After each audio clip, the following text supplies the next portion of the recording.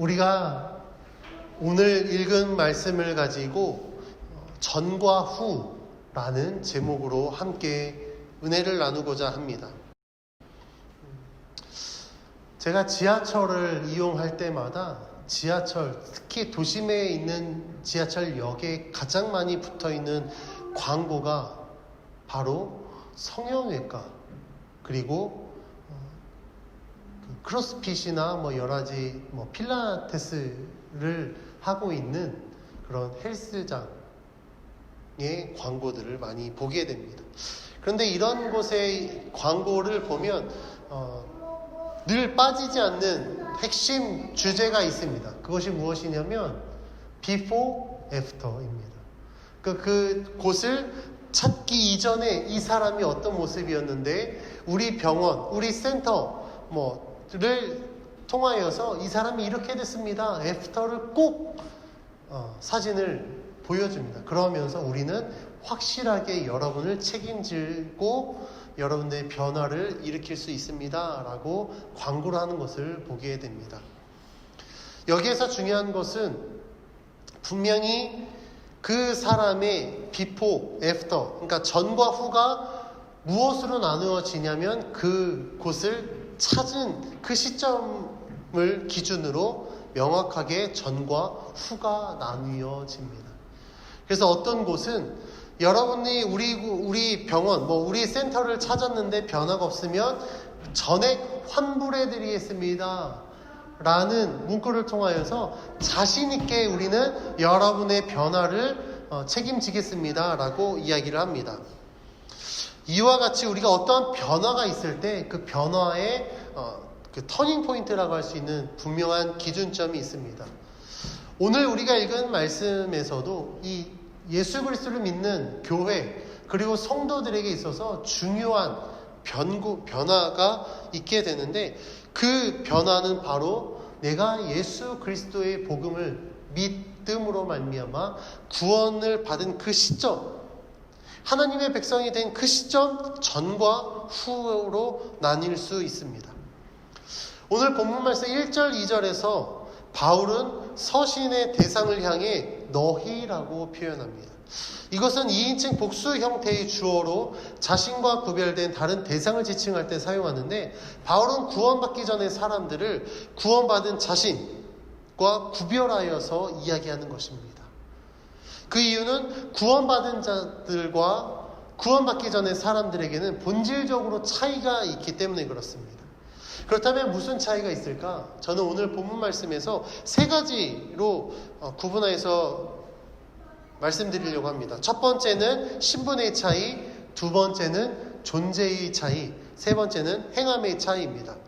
첫 번째 신분의 차이는 3절 말씀에서 이야기하고 있는데 우리 3절 말씀 다 같이 한번 봉독하겠습니다. 시작. 전에는 우리도 다 그 가운데서 우리 육체의 욕심을 따라 지내며 육체와 마음에 원하는 것을 하여 다른 이들과 같이 본질상 진노의 자녀이었더니 아멘. 하나님의 형상으로 지음을 받은 인간이지만 그 본질이 하나님의 자녀가 아닌 진노의 자녀라고 이야기를 합니다. 그 이유는 3절 말씀에서 이야기한 것과 같이 철저하게 육신의 것, 육체의 욕심을 따라 지내기 때문에 그렇습니다. 우리가 성경을 읽다 보면 하나님의 형상으로 지음받은 인간이 죄인이 되는 이유가 사탄의 유혹으로 인하여서 육체의 욕심을 따랐기 때문에 죄를 짓게 되었습니다. 그 죄가 하나님의 형상으로 지음받은 인간에게 들어왔을 때 우리들은 진노의 자녀가 되었습니다. 육체의 욕심을 따라 지내며 육체와 자신의 마음이 원하는 것을 하는 삶은 이 세상에서 추구하는 것에 따르는 삶이다라고 이야기할 수 있습니다. 다시 말하면 그 사람의 삶의 주인은 하나님이 아니라 세상의 것이 되었기 때문에 육체의 욕심을 따라 살아갔다라고 이야기하는 것입니다. 그래서 2절 말씀에서는 다음과 같이 이야기했는데 제가 봉독해 드리겠습니다. 그때 너희는 그 가운데서 행하여 이 세상 풍조를 따르고 공중의 권세 잡은 자를 따랐으니 곧 지금 불순종의 아들들 가운데 역사하는 영이라. 아멘. 하나님의 법을 따르고 자신을 창조하신 하나님께 순종해야 될 인간이 불순종의 아들들 가운데 역사하는 영, 곧 사탄을 따르면서 세상의 풍조를 따르고 하나님께 불순종하게 되었습니다. 그래서 하나님의 뜻에 따라 사는 삶보다 하나님께 불순종하는 삶, 육체의 욕심을 따라 지내며 자신의 마음이 원하는 것을 하는 진노의 자녀로서 살아가게 되는 것입니다. 하지만 구원받은 성도는 그가 만드신 바 곧 지으심을 받은 자, 곧 하나님의 자녀의 모습을 회복하게 됩니다. 이것은 창세기에 나오는 하나님의 형상으로 지음받은 자로의 회복을 의미하며 우리가 구원받았다라고 했을 때 우리들은 하나님의 자녀다라고 이야기를 하게 됩니다. 그래서 구원받은 자들은 이전에는 진노의 자녀에서 구원받고 난 이후에는 하나님의 자녀로 그 신분이 변하게 됩니다. 두 번째 차이는 존재의 차이입니다. 구원받기 전 인간의 존재는 죽은 자였습니다.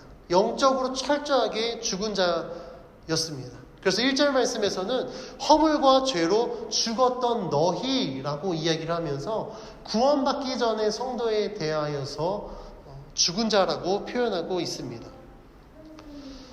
5절 말씀에서도 허물로 죽은 우리라고 표현하면서 죄를 지은 자는 곧 죽은 자라고 지칭하는 것입니다. 그러나 구원받고 난 이후에 하나님의 자녀가 된 우리들에게는 산자라고 표현합니다. 5절 말씀에서는 죽은 성도를 그리스도와 함께 살리셨다라고 이야기합니다. 이것은 무엇을 의미하죠? 죽어 있었던 우리가 예수 그리스도로 말미암아 하나님이 그와 함께 우리를 살리셨다라고 이야기를 하는 것입니다. 즉 예수 그리스도를 믿는 자는 구원받은 자로서 허물과 죄로 인하여서 죽었던 존재에서 이제는 그리스도와 함께 부활에 참여하는 자가 되면서 영적으로 살아있는 자가 되는 것입니다. 이런 복음의 능력은 믿는 자에게 나타납니다.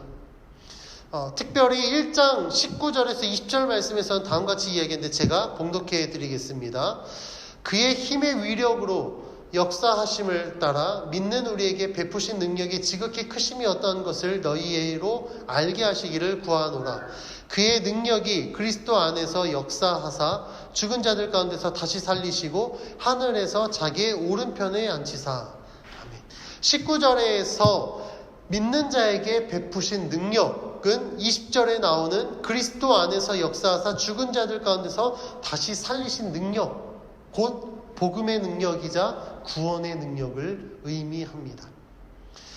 말씀의 내용을 종합해 볼 때 구원받기 전에 우리는 죽은 자였지만 구원받은 이후에는 예수 그리스도의 복음으로 말미암아 하나님이 우리를 그리스도와 함께 살리셨기 때문에 우리들은 산자가 되어 그 존재의 차이가 분명하게 나타나게 됩니다. 세 번째 차이점은 행함의 차이입니다. 구원받기 전에 인간의 행함은 어떻습니까? 2절 말씀에서 그 가운데서 행하여 이 세상 풍조를 따랐다라고 이야기합니다. 그 가운데라는 것은 사탄, 곧 세상 가운데서 행함을 의미하게 됩니다.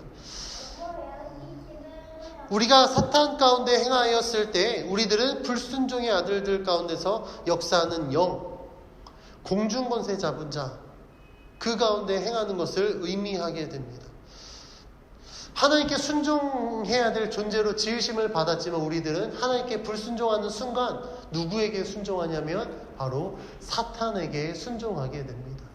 사탄의 유혹을 따르게 되고 그 유혹에 따라 우리가 하나님의 말씀에 불순종하고 세상의 것을 더 사랑하게 되고 세상의 풍조를 따르게 되는 것입니다. 그러나 구원받은 성도는 예수 그리스도 안에서 행합니다. 예수 그리스도 안에서 행한다라는 것은 하나님이 우리들에게 요구하시는 대로 우리들이 살아간다라는 겁니다. 그 이유는 10절 말씀 상반에 나온 것처럼 예수 안에서 선한 일을 위하여 지으심을 받은 자가 되기 때문에 그렇습니다. 우리가 구원받은 자로서 하나님의 자녀가 된다면 하나님이 우리들에게 무엇을 요구하시는지, 우리가 어떻게 살아가야 되는지 삶의 분명한 목적을 알게 됩니다. 그래서 우리들은 하나님이 원하시는 대로 행하게 되는데, 앞에서 이야기한 것처럼 이전에 우리들의 습관은 어떻습니까? 육체의 욕심을 따라 행하게 되고 공중거세인 잡은 자, 불순종의 아들들 가운데서 역사하는 영을 따르는 삶이었습니다. 그런데 하나님의 뜻을 순종하고 하나님이 우리에게 요구하시는 대로 행하기 위해서 우리는 예수 그리스도 안에서 하나님께 순종할 수 있습니다. 그래서 우리가 하나님의 자녀로 하나님의 뜻을 이루는 삶을 살기 위해서는 우리들이 예수 그리스도 안에 있어야 됩니다. 이렇게 존재의 차이가 행함의 차이, 그리고 본질의 차이를 이루는 교회는 분명히 변화되어지는데, 변화된 이후에 교회는 어떤 모습으로 존재하는가? 먼저 첫 번째는 그리스도와 함께 존재합니다. 앞에서 살펴본 것과 같이 구원받기 전과 후의 성도, 곧 교회는 신분과 본질, 행함에서 뚜렷한 차이점을 보여줍니다. 이 차이점의 중심에는 예수 그리스도가 있습니다. 우리가 예수 그리스도를 통하여서 우리는 하나님의 구원을 받게 됩니다. 1장 20절에서는 하나님이 예수님께 행하신 일들을 보여주는데, 1장 20절 말씀 제가 한번 봉독해 보겠습니다. 그의 능력이 그리스도 안에서 역사하사 죽은 자들 가운데서 다시 살리시고 하늘에서 자기의 오른편에 앉히사. 하나님께서는 예수님을 죽은 자들 가운데서 다시 살리시고 그의 오른편에 앉히셨습니다. 그런데 2장에서는 교회를 향한 하나님의 역사에서도 동일하게 나타나게 되는데, 2장 5절에서 6절 말씀을 다 함께 봉독해 보겠습니다. 시작. 허물로 죽은 우리를 그리스도와 함께 살리셨고 너희는 은혜로 구원을 받은 것이라. 또 함께 일으키사 그리스도 예수 안에서 함께 하늘에 앉히시니. 아멘. 1장 20절에서 예수님께 행하셨던 일들을 이제는 2장 5절 6절에서는 교회에게 행하시는데 약간의 차이가 있습니다. 그것은 바로 교회는 함께라는 표현이 추가된다라는 겁니다. 헬라어 원문을 보면 예수님께 사용되었던 일으키다에 사용된 헬라어 에게이러스는 앉히시다에 사용된 헬라어 카티사스가 2장 5절 6절에서는 무엇과 함께라는 뜻을 가진 복합동사 쉰과 함께 사용됩니다. 즉 하나님께서 예수님과 같이 교회에게도 행하시는데, 이 교회에게 행하시는 일들에는 무엇과 함께라는 이 복합동사를 사용하면서 예수님과 함께 교회가 존재한다는 사실을 강조하고 있는 것입니다. 그래서 우리가 교회라는 존재를 살펴볼 때 교회는 독립적으로 존재할 수 없습니다. 그렇다면 교회는 무엇과 함께 존재해야 된다고요? 바로 예수 그리스도와 함께 존재해야 된다라는 겁니다. 그러니까 교회 안에서 예수 그리스도를 빼면 그것은 교회가 될 수 없다라는 거예요. 우리가 계속해서 예배소서 말씀을 통해 살펴봤지만, 우리가 교회의 가장 핵심 본질인 예수 그리스도를 빼버리면 교회는 그냥 사교 집단, 그냥 이익단체로서 존재할지는 모르겠으나 하나님이 원하시는 교회의 존재로서는 실패할 수밖에 없다라는 겁니다. 왜냐하면 교회는 그리스도의 몸된 교회이자, 우리가 오늘 말씀에서 계속 살펴본 것 같이 교회가 교회됐을 때 가장 중요한 그 기점은 바로 예수 그리스도이기 때문에 그렇습니다. 그래서 교회는 예수 그리스도와 함께하는 존재, 예수 그리스도의 몸된 공동체임을 우리가 기억하여서 교회는 늘 예수 그리스도와 함께 한다라는 사실을 분명히 기억해야 될 줄 믿습니다. 두 번째 변화는 행위보다 믿음이 앞서게 됩니다. 교회는 행위보다 믿음이 앞서야 됩니다. 왜냐하면 교회의 구원은 행위로서가 아닌 믿음으로 말미암았기 때문에 그렇습니다. 오늘 본문 8절 9절에서는 다음과 같이 이렇게 이야기합니다. 같이 한번 봉독합니다. 시작. 너희는 그 은혜에 의하여 믿음으로 말미암아 구원을 받았으니 이것은 너희에게서 난 것이 아니요 하나님의 선물이라. 행위에서 난 것이 아니니 이는 누구든지 자랑하지 못하게 함이라. 아멘. 본문은 구원의 원리에 대해서 믿음으로 말미암아 구원을 받았다 라고 이야기하고 이것은 너희에게서 난 것이 아니다 라고 이야기합니다. 그러면서 우리들의 구원은 하나님의 선물임을 강조합니다. 이렇게 이야기하는 이유는 이 구원의 주체가 인간이 아닌 하나님이라는 사실을 강조하기 위함입니다. 우리는 철저하게 수동적으로 구원의 복을 받게 되었고 그 구원을 이루시는 분이 바로 하나님이기 때문에 우리들은 오직 믿음으로 말미암아 구원을 받았다라는 사실을 강조하는 것입니다. 뒤이어 9절 말씀에서 행위에서 난 것이 아니다라고 이야기하는데 이것이 의미하는 것은 구원은 행위보다 믿음이 있어야 받을 수 있음을 의미하기 때문에 그렇습니다. 구원은 그 어떤 행위로 받는 것이 아닙니다. 만약에 우리가 구원을 행위로서 받게 된다면 어떻게 될까요? 그러면 우리가 무엇으로 구원받았습니까? 라고 했을 때 아마 많은 사람들은 예배 출석 횟수 아니면 내가 교회에서 봉사하는 헌신도 이런 것들을 수치화하여서 구원을 증명할 것입니다. 여러분들 어떻게 구원받았습니까? 그러면 저는 새벽 예배에 빠지지 않습니다. 주일 예배에 빠지지 않습니다. 저는 교회에서 몇 개 지금 봉사하고 있고요. 헌금 액수는 얼마이고요. 구원의 증거를 그런 수치들로 삼을 것입니다. 그러면 어떻게 될까요? 하나님과 전혀 상관없이 우리는 구원받은 자라고 증명하기 위해서 예배 출석부만 갖고 있을 것입니다. 우리가 헌금을 얼마나 했는지 헌금 장부만 가지고 구원을 증명할 것입니다. 그런데 하나님은 이러한 우려를 종식하기 위해서 우리들에게 말씀하십니다. 구원은 행위에서 난 것이 아니라 믿음으로 말미암아 났다. 그래서 우리가 어떻게 구원받았습니까? 라고 이야기할 때 우리들의 구원의 증거를 우리는 하나님을 향한 우리들의 믿음으로 증명합니다. 내가 하나님을 얼마나 사랑하고 있는가? 나는 얼마나 하나님을 신뢰하고 있는가? 그 하나님을 향한 믿음으로 말미암아 지금 내 삶 속에 어떤 역사들이 이루어지고 있는가? 이것들을 통하여서 우리의 구원을 증명하고 우리는 증거하게 됩니다. 그렇기 때문에 우리가 이러한 구원을 증명하면서 나 자신의 공로를 자랑하기보다 그 믿음으로 말미암아 역사하고 계시는 하나님을 자랑하게 되는 것입니다. 세 번째 변화는요, 예수 안에서 선한 일을 행하게 됩니다. 교회가 가장 추구해야 될 것은 예수 그리스도 안에서 선한 일을 행하는 것입니다. 5절 말씀에서는 구원을 받은 것을 의미할 때 선한 일을 강조합니다. 그리고 그 구원의 은혜는 교회를 통해서 세상에 나타나게 된다라고 이야기하고 있습니다.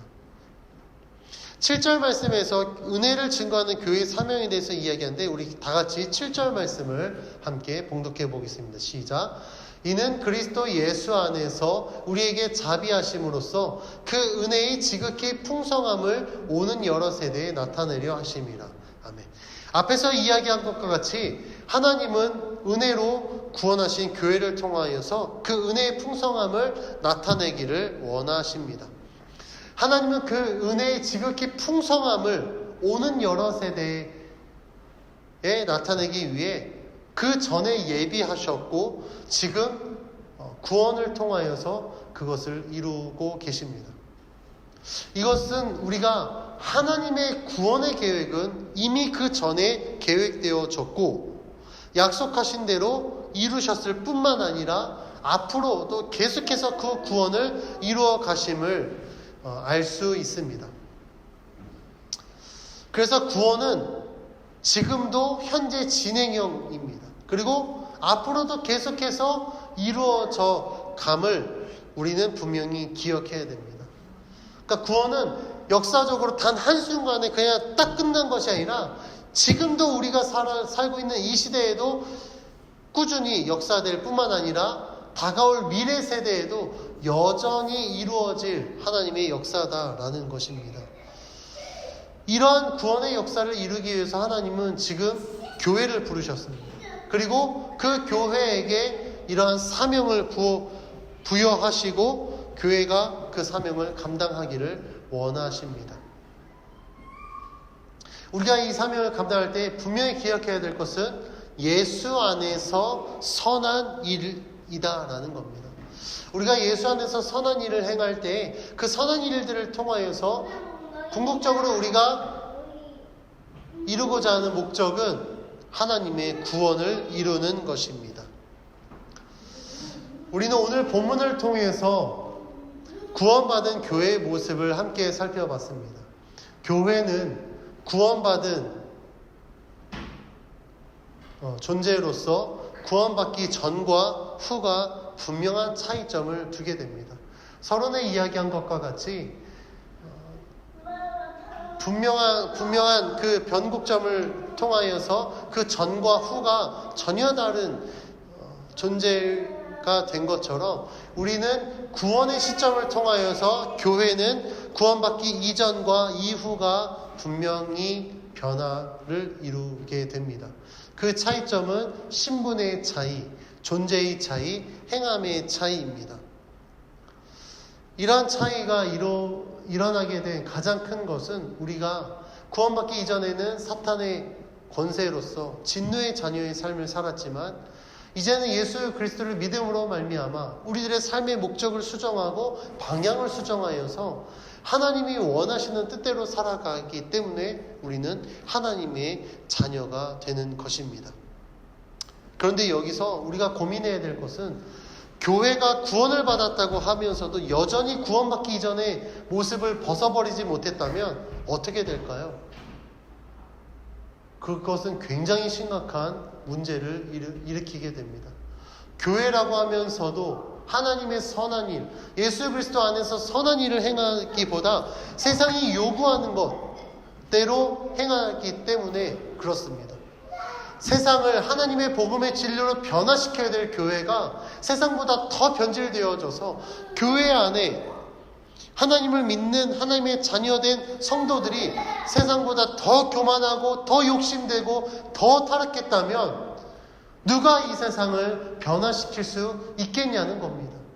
누가 하나님의 뜻을, 하나님의 진리를 세상 가운데 증거하겠냐는 겁니다. 그런데 안타까운 사실은 우리가 살고 있는 이 시대가 바로 구원받은 교회가 전혀 변화가 없이 그냥 자신이 원하는 대로 행하는 삶을 살고 있는 시대라는 겁니다. 우리가 밖에 나가 보면 통계상으로 예수 그리스도를 믿는 기독교인의 숫자가 대한민국을 기준으로 봤을 때 20% 왔다 갔다 한다라고 이야기할 수 있습니다. 그러면 5명 중에 1명은 예수 그리스도를 믿는 자라고 할 수 있습니다. 그런데 우리가 살고 있는 시대 어떻습니까? 5명 중에 1명, 10명 중에 1명도 찾아보기 힘들 정도로 예수 그리스도를 믿는 자를 찾아보기가 참으로 힘듭니다. 여러분들이 살고 있는 여러분들의 삶의 환경은 어떻습니까? 직장에서 5명 중에 1명이 예수 그리스도를 믿는 자입니까? 정말 복음으로 변화된 삶을 살고 있습니까? 그렇지 않을 거예요. 아마 찾아보기 힘들 겁니다. 그렇기 때문에 교회가 세상으로부터 비난의 대상이 됩니다. 교회가 세상으로부터 손가락질을 받고 있습니다. 하나님께서는 예수 그리스도의 이름으로 구원받은 교회를 통해 하나님의 구원을 이루시기를 원하십니다. 그래서 그리스도 예수 안에서 우리에게 자비하심으로 그 은혜의 지극히 풍성함을 교회에게 부어주시고 그 복음을 증거하게 하셨습니다. 죄에서 자유함을 얻은 기쁨, 사망에서 생명으로 옮겨진 그 구원의 은혜, 모든 것을 주관하시는 하나님을 믿고 따를 때 나의 모든 것을 책임져 주시는 그 하나님을 만나는 그 삶이 우리들에게 증거가 되고 우리가 그것을 고백한다면, 그것을 세상 가운데 증거한다면 지금도 세상에서 소망 없이 살아가는 자들이 하나님으로 말미암아 예수 그리스도의 복음으로 말미암아 구원의 소망을 가지고 살아가게 될 줄 믿습니다. 그렇다면 여러분들은 지금 구원받은 자로서 구원받기 이전과 이후가 어떻게 변화되어졌는지 스스로에게 질문을 던져보시기 바랍니다. 정말 여러분들은 구원받은 자로서 변화된 삶을 살고 있습니까? 무엇이 변화되는지 누군가가 물어봤을 때 확실한 변화를 여러분들은 이야기할 수 있습니까? 만약에 내가 구원받았다라고 하면서도 여전히 그 구원의 변화에 대해서 이야기할 수 없다면 여러분들은 다시 한번 고민해 보십시오. 혹시라도 내가 구원받은 줄 알았는데, 구원받은 하나님의 자녀인 줄 알고 살아갔는데 여전히 진노의 자녀의 모습이 있다면 지금 이 시간 예수 그리스도의 이름으로 여러분들의 죄를 회개하십시오. 변화가 있지 않으면 여러분들은 여전히 진노의 자녀인 것입니다. 하나님의 자녀로 그냥 흉내만 낼 뿐 그 본질상 하나님의 자녀로 변화되지 않은 것입니다. 저는 여러분들에게 믿음으로 권면합니다. 여러분들 본질이 변화되어져야 됩니다. 본질상 하나님의 자녀가 되기 위해선 지금도 늦지 않았습니다. 이 시간 여러분들을 괴롭히고 있고 여러분들의 삶의 주인이 되어진 그 죄를 예수 그리스도의 이름으로 회개하십시오. 그리고 하나님의 자녀가 되십시오. 우리가 하나님의 자녀가 되었을 때 우리가 누리는 하나님의 은혜는 우리가 생각하는 것 이상입니다. 그 삶이 얼마나 자유한 삶인지 여러분들은 분명히 느끼게 될 것입니다. 이제는 더 이상 진노의 자녀가 되어 사탄의 권세를 따르는 그런 소망 없는 삶을 정리하시고 정말 하나님께서 우리에게 주시는 그 구원의 복, 그 자유함을 누리시기를 주님의 이름으로 축원합니다. 하나님이 우리의 삶의 주인 되어졌을 때 우리들은 어떤 것도 걱정하지 않습니다. 두려워하지 않습니다. 고민하지 않습니다. 왜 그럴까요? 하나님이 우리들의 삶 속에 주인 되어 주셔서 하나님이 그 뜻하신 대로 이루시기 때문에 그렇습니다. 그럼 우리는 우리들의 삶 속에 그 모든 것들을 이루시는 하나님을 그냥 믿고 우리들의 삶을 주님께 맡겨서 하나님이 이루어 주십시오. 그리고 내가 어떻게 해야 될지 저에게 알려만 주시면 제가 하나님께 순종하겠습니다. 이렇게 살아갈 때 우리는 비로소 하나님의 자녀로서 거룩한 하나님의 성도, 하나님이 이 세상을 변화시키기 위하여 부르시고 세우신 교회로서 살아가게 된 줄 믿습니다. 이 말씀을 듣는 우리 모두가 이러한 믿음의 결단으로 변화된 삶을 살아가기를 주님의 이름으로 축원합니다.